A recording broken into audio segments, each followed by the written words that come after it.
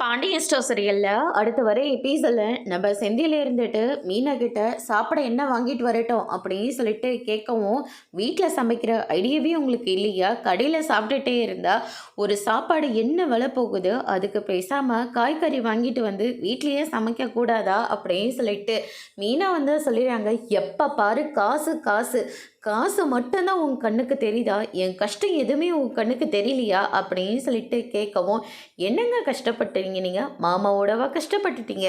மாமா யாருமே இல்லை, தனியால் நின்று அதுக்கப்புறம் அத்தையை கல்யாணம் பண்ணி அவங்களுக்காக மல்லிகை ஸ்டோர் ஒன்று ஓப்பன் பண்ணி இது வரைக்கும் அந்த கடையில் குடும்பத்துக்காக மட்டும்தான் அவர் உழைச்சிட்ருக்காரு.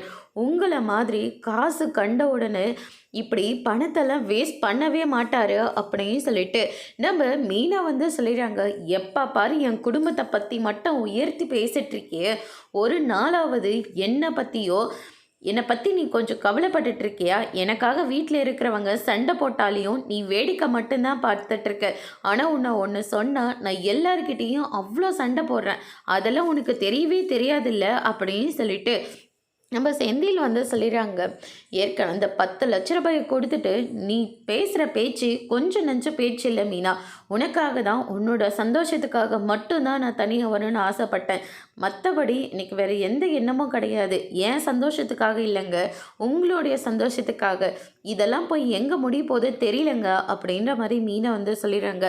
அதோடு இன்னைக்கான பிரம முடிச்சிருக்காங்க.